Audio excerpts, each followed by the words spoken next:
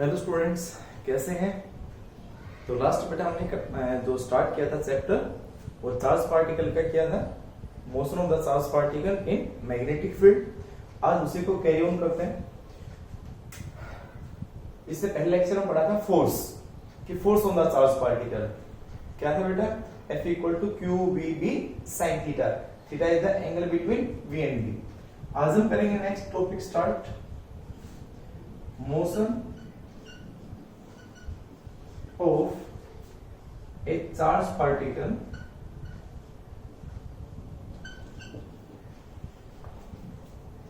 moving in uniform magnetic field. Uniform magnetic field. Electric field का जो topic था charge particle का वो इलेक्ट्रिक फील्ड में पढ़ चुके हैं। अब मैग्नेटिक फील्ड में क्या होगा हम वो कॉन्सेप्ट पढ़ेंगे इसमें। तो हम एक मैग्नेटिक फील्ड मान लेते हैं यूनिफॉर्म मैग्नेटिक फील्ड। जैसे हमने इस मैग्नेटिक फील्ड को एक्स एक्सिस के अलोंग ले लिया, ठीक है, मैग्नेटिक फील्ड। ठीक है, चार्ज पार्टिकल को हम ना तो इसके अलोंग लेना परपेंडिकुलर जनरल केस लेना हमें। तो क्या करें भाई, इसमें एक्स वाई प्लेन बना देते हैं। तो ये तो हो गया एक्स एक्सिस, ठीक है। ये तो इसको क्या मान लेंगे एक्स एक्सिस और इसको क्या मान लेंगे वाई एक्सिस। हम क्या करें, इस पार्टिकल को जिसका चार्ज कितना था Q, जिसका मास है M, उसको एक v स्पीड से इस तरह से इसमें हम उसको कर देते हैं, ठीक है, इस मैग्नेटिक फील्ड के अंदर इस तरह से छोड़ देते हैं, जो कि ये जो हमारे पास एंगल बना रहा है मैग्नेटिक फील्ड के साथ वो कितना बना रहा है थीटा। ये लगभग वैसे कॉन्सेप्ट जो फोर्स से निकाला था वैसे ही, ठीक है। तो इस V के दो कंपोनेंट बनेंगे। इस V का एक कंपोनेंट इधर हो जाएगा, एक कंपोनेंट इधर हो जाएगा, ठीक है, दो कंपोनेंट बनेंगे हमारे पास बेटा। तो इसका परपेंडिकुलर कोई नहीं मान सकते हो, ये परपेंडिकुलर कंपोनेंट कौन सा है, V1 मान लेते हैं, V1, और ये क्या मान लेंगे इसका V2। अब हाइपोटेन्यूज गिवन है तो बेस हमेशा क्या होता है हाइपोटेन्यूज इनटू कोस थीटा। तो ये बन जाएगा V कोस थीटा और V1 क्या बन जाएगा V sin थीटा। तो इस वेलोसिटी के दो कंपोनेंट बन गए, एक हो गया parallel to the magnetic field that is V2 equal to V cos theta and one is perpendicular to the magnetic field that is equal to V sin theta. ठीक है, तो हम दोनों कंपोनेंट से मोशन देखेंगे कि क्या होगा, उसका पाथ कैसा होगा, क्या उसका टाइम पीरियड होगा, हम वो निकालेंगे बेटा। तो सबसे पहले हम कर लेते हैं किसके कारण, पहले परपेंडिकुलर कंपोनेंट के कारण कर लेते हैं, ठीक है। Case first, when charge particle,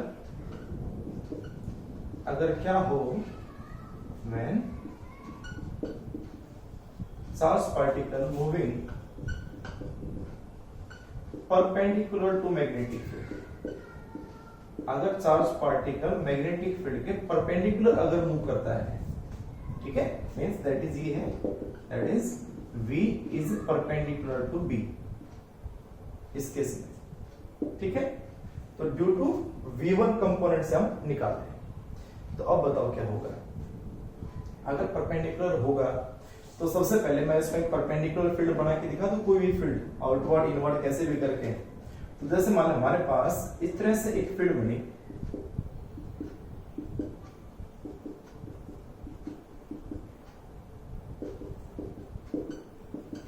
क्या ये सभी में इक्वल गैप है, इक्वल गैप है, सभी कैसी इनवर्ड है, तो that are inward magnetic field. और इस इनवर्ड मैग्नेटिक फील्ड में अगर मैं किसी भी चार्ज पार्टिकल को इसमें एंटर करवाऊं ऐसे, किस स्पीड से, v स्पीड से, तो बताओ क्या होगा, जिसका चार्ज Q है, पॉजिटिव चार्ज है, ठीक है। नेगेटिव चार्ज हो तो क्या होगा, उसका पाथ उल्टा कर देना उससे। तो इस पॉजिटिव चार्ज का पाथ किधर बनेगा, इसका पाथ स्ट्रेट होगा, सर्कुलर होगा, कैसे होगा, पैराबोलिक बनेगा, वो सब कॉन्सेप्ट देखो। मैंने आपको राइट हैंड रूल से भी समझाया था। लेफ्ट हैंड रूल से भी कर सकते हैं इसको, लेफ्ट हैंड फ्लेमिंग रूल से भी कर सकते हैं, क्योंकि लेफ्ट हैंड फ्लेमिंग रूल किसके लिए एप्लीकेबल होता है? Only in which 3 components are perpendicular to each other, यानी कम से कम जो दो है माध्य रखे हैं वो दोनों हमेशा परपेंडिकुलर हो। तो है ना, v कहां पे है? x एक्सिस में। b ये क्या है? Magnetic field. b magnetic field कैसे है? इनवर्ड है, तो ये इनवर्ड अंदर, ये x दोनों आपस में क्या होगी? परपेंडिकुलर। तो आपको मैं लेफ्ट हैंड फ्लेमिंग रूल से बता दूं, फिर राइट हैंड रूल से कर लेंगे, दोनों से कर सकते हो आप। तो देखो ये कहा था मैंने आपको, फादर मदर चाइल्ड, ये फोर्स जो निकालना है, क्योंकि जो पार्टिकल का मोशन बताता है फोर्स ही तो बताता है कि जिधर फोर्स लगेगा पार्टिकल उधर ही तो जाएगा, तो ये तो बाद में होगा, ठीक है।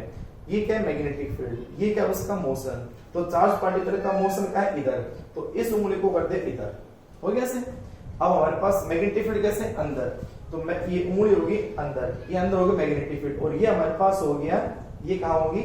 इधर उसका मोशन हो गया, और फोर्स का हो गया ऊपर। तो मैग्नेटिक फील्ड अंदर, चार्ज पार्टिकल का ये मोशन है एक्स एक्सिस, तो हमारे पास जो फोर्स होगा वो कहां है? Y axis.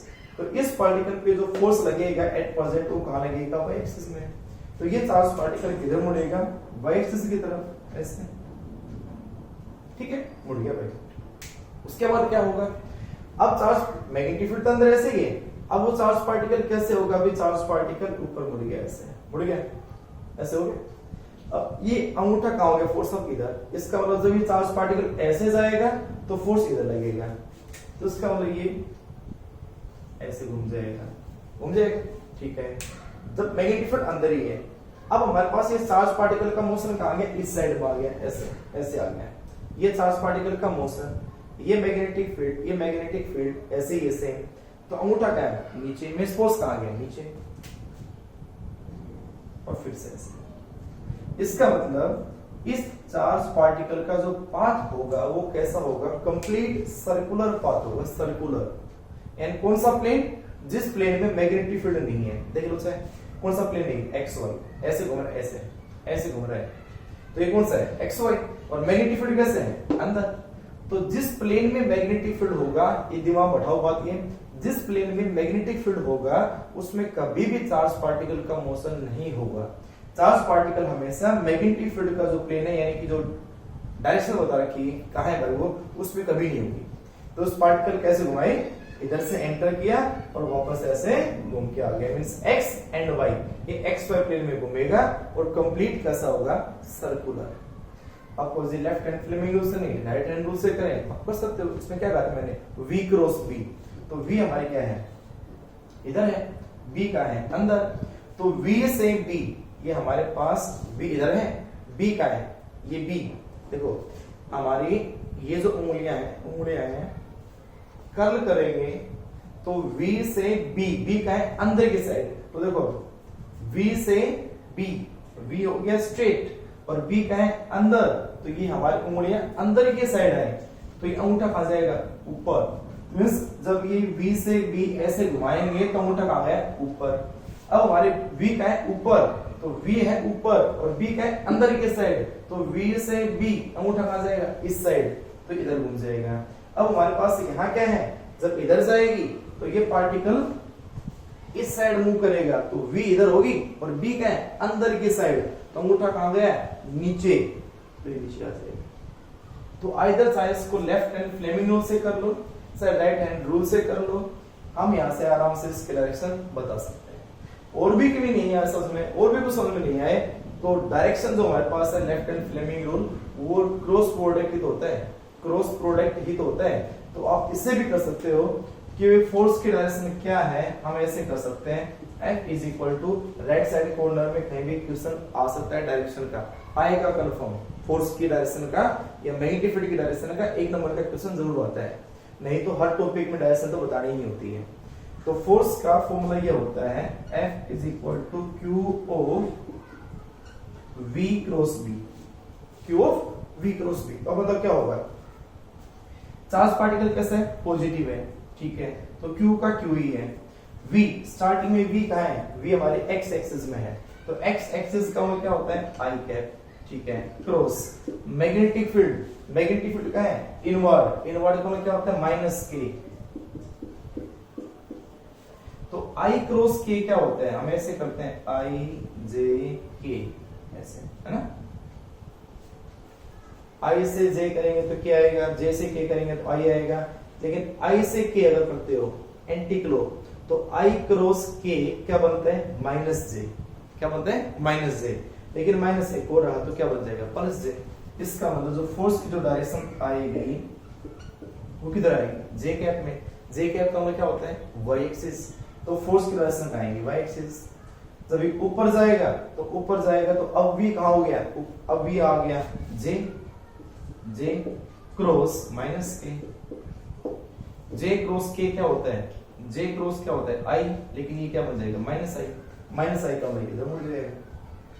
ठीक है, तो आप फोर्स को इस टाइम निकाल सकते हो, आप फोर्स को जो राइट हैंड रूल से भी निकाल सकते हो। एक और बात, अगर ये चार्ज पार्टिकल नेगेटिव होता है, मान लो ये चार्ज पार्टिकल कैसा है, प्रोटॉन है, प्रोटॉन कैसा होता है पॉजिटिव पार्टिकल।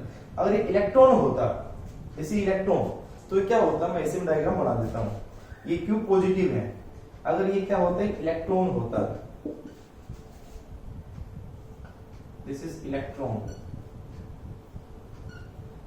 ये नेगेटिव, तो ये इसका पाथ यहाँ पे क्या होता है नेगेटिव। तो जैसे यहाँ पे क्या हुआ, आई क्रॉस के क्या बना था माइनस जे, और माइनस माइनस क्या होता प्लस जे, तो ये पार्टिकल तो कहां गया था ऊपर, अब इलेक्ट्रॉन यहाँ क्या बनेगा माइनस एक और आ जाएगा, तो यहाँ क्या आ जाएगा माइनस जे, तो माइनस जे का फोर्स का लगेगा इससे उल्टा, तो इसका मतलब ये कैसे घूम जाएगा, इससे उल्टा घूमेगा।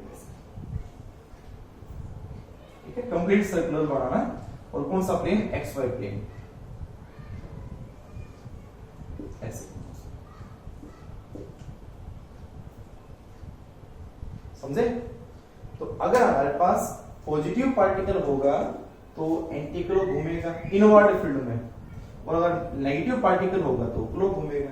लेकिन दोनों ही केस में, चाहे प्रोटॉन हो चाहे इलेक्ट्रॉन हो, पॉजिटिव पार्टिकल हो चाहे नेगेटिव पार्टिकल हो, अगर वहां पे V के परपेंडिकुलर अगर B होगा तो हमेशा उसका पाथ कैसा होगा, सर्कुलर। ये बात बैठाए दिमाग में अच्छे से, कि जो मैंने यहाँ केस बताया है कि if V is perpendicular to B then the path is circular। ठीक है, और अगर मान लो इसके पाथ की रेडियस हम R मान लें, R इसकी रेडियस है, क्लियर। तो अब बताओ सर्कुलर पाथ में जब घूमता है तो उस पर एक नेसेसरी फोर्स हमें चाहिए होता है, उस फोर्स का नाम क्या होता है, सेंट्रीपिटल फोर्स। तो इस फोर्स को, सेंट्रीपिटल फोर्स ने इस पार्टिकल को घुमाया। अब बात है सेंट्रीपिटल फोर्स अराइज कहां से हुआ, तो सेंट्रीपिटल फोर्स मैग्नेटिक फील्ड के कारण मिला था। ठीक है, तो सेंट्रीपिटल फोर्स के कारण ये मूव किया है बेटा, क्लियर। तो अब ये तो साइड में कई क्वेश्चन है उसमें कर लेना, ये डायग्राम जरूर बना लें, ये दोनों डायग्राम। ठीक है बेटा, हो गया नोट। तो मैं इसका रिजल्ट ले देता हूं क्या है बेटा, इसके काम क्या हुआ, बना लिया होगा। ठीक है, देखो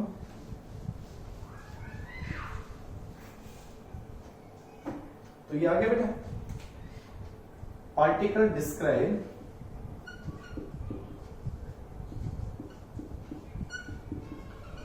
कैसा path, circular path, and perpendicular to the plane of magnetic field, perpendicular to the plane of magnetic field, of magnetic, हमेशा मैग्नेटिक फील्ड के प्लेन से परपेंडिकुलर। ठीक है, तो भाई फोर्स कितना होगा, उस फोर्स के कारण कितना लगेगा बेटा बताना। तो force on the charge particle एक तो वो, और एक कौन सा सेंट्रीपिटल फोर्स, वो दोनों को आपस में क्या करोगे, कंपेयर। तो सबसे पहले force on the charge particle कितना होगा बताएंगे, then force on charge particle when moving in magnetic field, ये से पहले लेक्चर में पढ़ा था, moving in magnetic field, that is equal to F is equal to QVB sine theta, theta कितना है यहाँ पे 90, और साइन 90 क्या बनेगा 1, तो जो फोर्स हो जाएगा वो आ जाएगा QVB, इक्वेशन नंबर फर्स्ट। और इसी फोर्स के कारण उसको क्या मिला, नेसेसरी सेंट्रीपिटल फोर्स। तो अब इसको नोट करें जल्दी से एक बार, कर लिया? ठीक है, देखो आगे।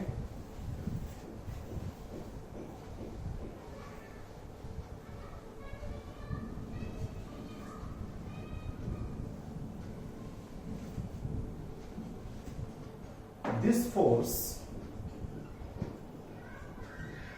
provide necessary centripetal force, spelling देख लियो भाई, necessary centripetal force due to which it move in circular path of radius क्या है उसकी r,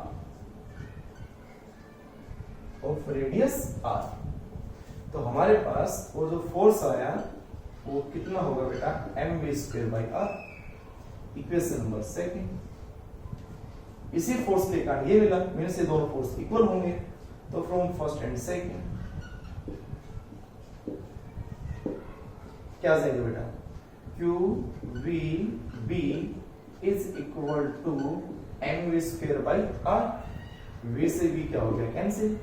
अगर हम यहां से रेडियस निकालें तो यहां से रेडियस कितनी आ जाएगी, this is equal to mv divide by bq, equation number third.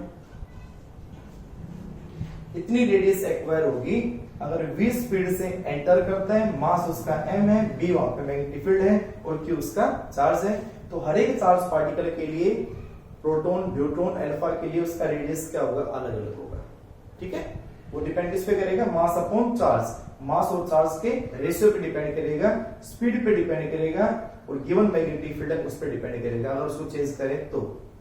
ठीक है, हो गया, कर लिया नोट। अब बात है कि सर्कुलर पाथ को कवर करने में टाइम कितना लगेगा, time taken to complete path, time taken to complete one revolution, एक रिवॉल्यूशन को कंप्लीट करने में कितना टाइम लगेगा। टाइम क्या होता है, सर्कुलर में घूमना है ना, तो टाइम क्या होता है, डिस्टेंस बाय स्पीड। टाइम होता है डिस्टेंस बाय स्पीड। अब डिस्टेंस हमारे पास कितनी होगी एक सर्कुलर पाथ की, सर्कुलर पाथ सर्कमफ्रेंस होती है 2πr divide by speed, speed क्या है v। तो भाई r की वैल्यू यहां पुट कर दो, फ्रॉम थर्ड, नोट करो बेटा इसको। तो भाई टाइम पीरियड कितना आ जाएगा,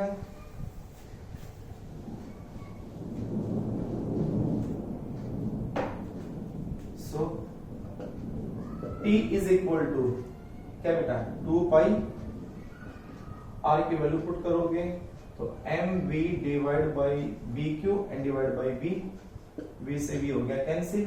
तो जो t आया वो कितना आया बेटा, t is equal to 2πm and divide by bq, ये आएगा टाइम पीरियड।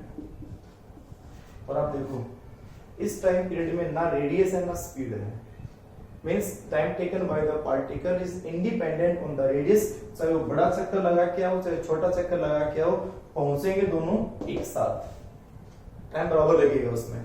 तो ना तो रेडियस पे डिपेंड करेगा ना वो स्पीड पे डिपेंड करेगा। अब तो ऐसा कैसे हो सकता है कि तो बड़ा चक्कर लगा के आया आदमी तो ज्यादा टाइम लेगा और छोटा चक्कर लगा के आया तो कम लेगा। सोचने की बात है, थोड़ा दिमाग लगाओ थोड़ा सा, ये नोट हो गया, थोड़ा दिमाग लगाए। क्या अगर मान लो ये छोटा है और ये बड़ा है, इस बड़े चक्कर को लगाऊं मैं v1 स्पीड से और छोटे चक्कर लगाऊं v2 से, इसकी रेडियस से मान लो r1 और इसकी रेडियस है r2, तो क्या दोनों में घूमने में यानी वापस इसको भी यही आना है इसको भी यही आना है, दोनों एक सर्कल कंप्लीट करके यही दोनों पॉइंट पे पहुंचना है, तो क्या बराबर नहीं हो सकते, तो हो सकते हैं ना। अगर इसकी स्पीड ज्यादा हो, अगर ये तेज स्पीड से चले और ये धीरे स्पीड से चले तो क्या टाइम बराबर नहीं हो सकता, हो सकता है भाई। अगर इसका रास्ता छोटा है तो अगर स्लो चलेगा तो क्या होगा, बाद में तो आएगा। और अगर इसमें ऐसा रेशियो बने कि भाई ये तेज चले उतना ही, ये उतना उससे धीरे चले जितना इसका पाथ का डिफरेंस है, ठीक है, तो तेज चलेगा तो बात वही है ना, कि दोनों साथ पहुंच सकते हैं, बिल्कुल पहुंच सकते हैं। तो यहाँ पे क्या है कि दो पार्टिकल हैं, अगर उनको एक ही मैग्नेटिक फील्ड के अंदर छोड़ा जाए, जिन दोनों का चार्ज भी सेम है और मास भी सेम है, यानी मींस ये कह सकते हैं मास अपॉन चार्ज भी सेम, कंडीशन है ये। मैंने ये कहा कि भाई एक है ये प्रोटॉन और एक है ये ड्यूट्रॉन या अल्फा या इलेक्ट्रॉन, नहीं, ये दोनों के दोनों भी एक जैसे पार्टिकल हो। अगर ये प्रोटॉन है तो ये भी प्रोटॉन हो, तो अगर ये प्रोटॉन यहां से चला, ये प्रोटॉन यहां से चला, तो दोनों के दोनों एक साथ ही अपने इस साइकिल को कंप्लीट करेंगे, क्योंकि दोनों का मास अपॉन चार्ज क्या होगा, सेम। बी क्या है, given magnetic field, magnetic field भी सेम है, तो दोनों के दोनों पार्टिकल एक साथ घूम के आएंगे। ये कॉन्सेप्चुअल क्वेश्चन है, ठीक है। तो चाहे एक ही पॉइंट से स्टार्ट हो, चाहे वो अलग छोटा रेडियस हो, चाहे बड़ा रेडियस हो, क्लियर, तो हमेशा वो दोनों पार्टिकल एक साथ ही घूम के आएंगे। दोनों का टाइम पीरियड एक ही होगा। तो उसका टाइम पीरियड पता चल गया। टाइम पीरियड पता चलेगा तो फ्रीक्वेंसी भी बता सकते हो। फ्रीक्वेंसी कितनी होगी, फ्रीक्वेंसी क्या होती है, number of cycle complete in 1 second. तो फ्रीक्वेंसी टाइम पीरियड का उल्टा होता है। तो फ्रीक्वेंसी कितनी है, this is equal to B Q and divide by 2 pi M. अगर एंगुलर फ्रीक्वेंसी निकालनी है तो एंगुलर फ्रीक्वेंसी भी निकाल दो। एंगुलर फ्रीक्वेंसी क्या होती है, ओमेगा, ओमेगा होती है 2 पाई न्यू। तो ये इसको 2 पाई से मल्टीप्लाई करोगे, 2 पाई न्यू क्या हमारे पास, this is equal to B Q divide by 2 pi M. 2 pi से 2 पाई कैंसिल। तो angular frequency omega, this is omega not W, omega this is equal to B Q and divide by M. This is angular frequency. तो ये सब factor निकालने होते हैं जब एक पाथ, एक सर्कुलर पाथ कंप्लीट करता है, एक रोटेशन कंप्लीट करता है। तो ये सारा काम किसका है, ये सारा का सारा ओनली किसका है, जब अगर पार्टिकल मैग्नेटिक फील्ड से परपेंडिकुलर जा रहा हो तो इसके कारण है सब कुछ ये। अब अगर पार्टिकल लीनियर मोशन में अगर जाते हैं तो क्या होता है, अब इसको नोट करो जल्दी से एक बार, कर ले बेटा नोट। तो ये तो किसका हो गया, परपेंडिकुलर कंपोनेंट के कारण सारा काम। अब करेंगे इस लीनियर कंपोनेंट से, मींस जो पैरेलल कंपोनेंट है बी के, ये वाला। तो ये टाइम पीरियड दिख रहा है, कम आएगा 2 पाई बाय बी क्यू। देखो बेटा second, case second,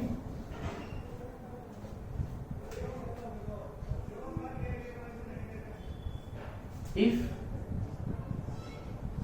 charge particle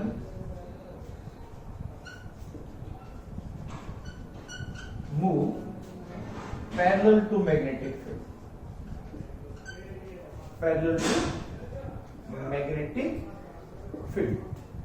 ये क्या हम कर चुके थे वैसे फोर्स के ऊपर। तो force on the charge particle कितना होगा बेटा, F इज इक्वल टू कितना आएगा, this is equal to QV। अब उसमें कौन सी स्पीड थी बेटा, V sin थीटा। उसमें एक काम करना, मैंने भूल गया इसमें लिखना, उन सभी कंपोनेंट में जो मैंने लिखा था mu²/r, सभी में प्लीज V1 डाल देना।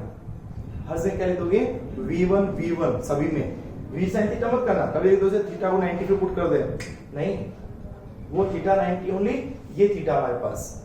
तो अब उन सभी के जगह जैसे हमने फोर्स लिखा था F इक्वल टू, एक तो ये लिखा था QV V sin 90, याद करो, है ना।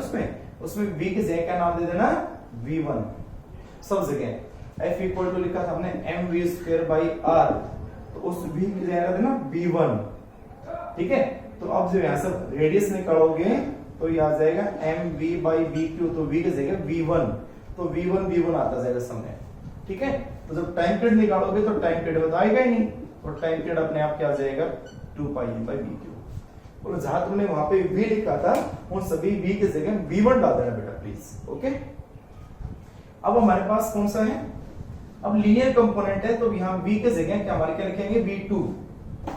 तो F इज इक्वल टू आ जाएगा QV2B sin, अब देखो B और V2 आपस में क्या है, पैरेलल। तो V2 और B अगर पैरेलल होंगे तो कितना एंगल होगा, 0, और sin 0 0, तो फोर्स कितना होगा 0। ये हम कल भी पढ़ चुके इस चीज में। और अगर फोर्स 0 है तो we know F equal to ma भी होता है, वो भी 0 आएगा ना। मीन्स एक्सेलरेशन भी 0 आएगा। एक्सेलरेशन 0 आएगा तो देन v कांस्टेंट होगी। और क्या कहेंगे, particle move in straight line. Particle move in straight line with constant speed का हमने ऐसे कैसे लिखा था, विद कांस्टेंट स्पीड। ठीक है, तो ये हो गया फोर्स। ठीक है, तो अब इस फोर्स के कारण एनी फोर्स लगा ही नहीं यहाँ पे, तो स्पीड कांस्टेंट है, पार्टिकल स्ट्रेट जाएगा। तो अब यहाँ पे ऐसा तो डायग्राम नहीं था कि बस ओनली ही पार्टिकल ऐसे ही जा रहे हैं, v इधर है, नहीं। अब यहाँ पे तो पार्टिकल में v पार्टिकल इधर भी है, इधर भी है। मींस इस पार्टिकल का मोशन x के अलोंग भी है, y के अलोंग भी है। अब ये y वाला तो ये कहता है परपेंडिकुलर कंपोनेंट, तो ये कहता है कि पार्टिकल घूमना चाहिए सर्कुलर मोशन में। लेकिन v2 के कारण क्या होगा, पार्टिकल कैसे आएगा स्ट्रेट में। अब पार्टिकल तो एक ही है, पार्टिकल तो एक ही है, क्यू चार्ज पार्टिकल। अब वो इस स्पीड v से जाएगा, तो अब बताओ कैसा होगा, कि वो सर्कुलर में घूमेगा कि वो स्ट्रेट लाइन में जाएगा। दोनों के दोनों फोर्स लग रहे हैं, इसके कारण स्ट्रेट लाइन भेज रहे हैं, इसके कारण फोर्स सर्कुलर मोशन में घूम रहे हैं। तो दोनों के कारण उसका पाथ कैसा बन जाएगा, उसका पाथ बन जाएगा हेलिकल पाथ। तो इसी डायग्राम को आगे एक्सटेंड करना, इसका पाथ, इसका डायग्राम ये बनेगा हेलिकल पाथ। मींस ऐसे, मींस ये जाएगा और ये ऐसे बनेगा, मींस सर्कुलर पाथ भी होगा और वो आगे भी चलता जाएगा। सर्कुलर पाथ भी होगा, मींस सर्कुलर भी घूमेगा वो और आगे भी चलता जाएगा, इन गोल घूमता हुआ चलता जाएगा पार्टिकल। स्ट्रेट लाइन नहीं जाएगा। स्ट्रेट लाइन ओनली कब जाता है, जब उनके उसके पैरेलल होता है। सर्कुलर ओनली कब होता है, जब उसके परपेंडिकुलर होता है। तो ना तो ये परपेंडिकुलर है ना ये पैरेलल है। ठीक है, तो ये बीच में था, तो दोनों के कारण इसका पाथ कैसा बना, हेलिकल पाथ। ठीक है बेटा, तो आप इसमें क्या करोगे, अगर इसको नोट करें तो पहले हम इसी की बात करें, okay note.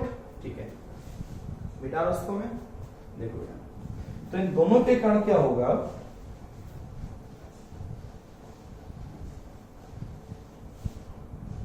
So due to perpendicular and parallel component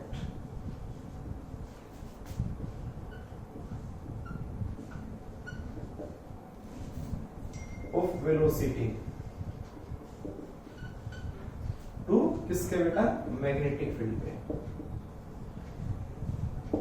particle acquire helical path, helical path. ठीक है, हेलिकल बोले मैंने, इस तरह से मूव करेगा पार्टिकल, ऐसे आगे चलता जाएगा। ठीक है, इसकी रेडियस क्या है, इसकी रेडियस है r, इसकी जो रेडियस है वो रेडियस कितनी है, r रेडियस है उसकी।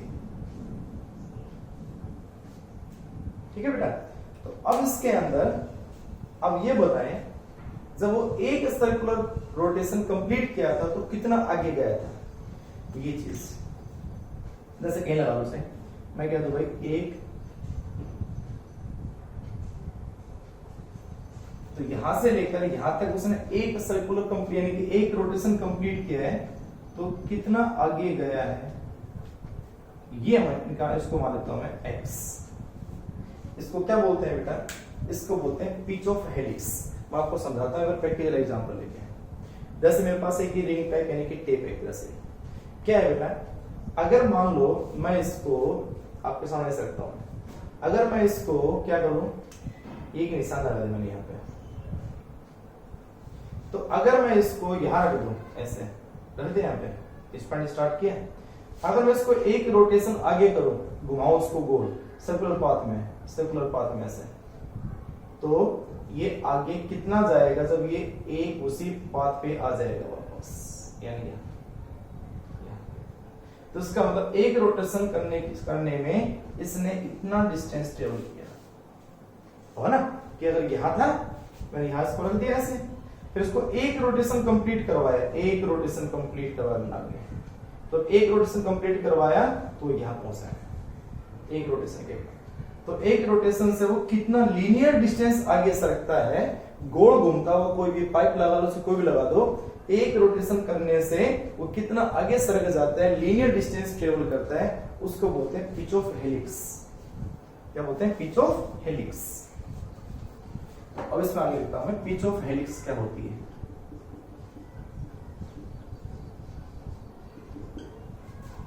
हेलिकल पाथ की total distance means total linear distance,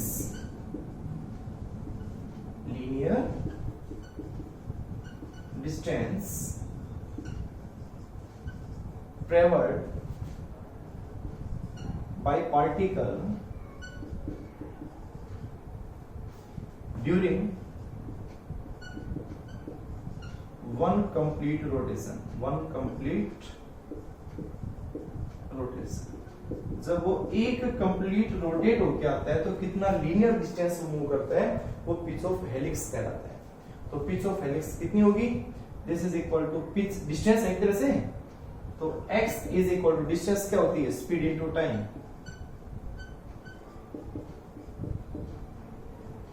speed into time. अब वो x लीनियर डिस्टेंस की बात करें, स्ट्रेट लाइन की बात करें, तो स्ट्रेट लाइन में उसकी स्पीड क्या है? v cos थीटा यानी कि v2। तो हम इसमें क्या कर सकते हैं, और x is equal to v2 into एक कंप्लीट रोटेशन का टाइम, एक कंप्लीट रोटेशन का टाइम t कितना था लिख दो, ऊपर वाला मिटा दो,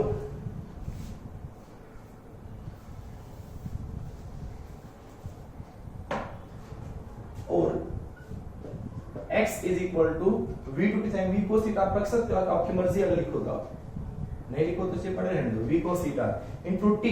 t क्या है हमारा? Total time to complete one rotation, this is equal to 2 pi n by v2। This is called pitch of helix. ठीक है, तो ये बात ऐसे कैसे डायग्राम बना लेना पहले बार, फिर इसकी पिच ऑफ हेलिक्स है, क्योंकि इसका जो पाथ है वो कंप्लीट सर्कुलर नहीं है, कंप्लीट लीनियर नहीं है, ये हेलिकल पाथ बनता है। तो हेलिकल पाथ में एक कंप्लीट रोटेशन से कितना लीनियर डिस्टेंस मूव करता है, मैं बार बार ये बात बोल रहा हूं क्योंकि यही इसमें थोड़ा सा समझने का है, बाकी तो बड़ा सिंपल सा है। ठीक है, तो ये आगे इसका कंप्लीट मोशन। तो ये हमने फोर्स पढ़ लिया, उसका मोशन ऑफ चार्ज पार्टिकल पढ़ लिया। नेक्स्ट लेक्चर के अंदर हम इसी का जो कॉन्सेप्ट है बेटा, इसको अच्छे से समझना एक बार, ये आएगा तब अगला टॉपिक ऐसे कैसे सिमिलर है जो इंपॉर्टेंट है, साइक्लोट्रॉन।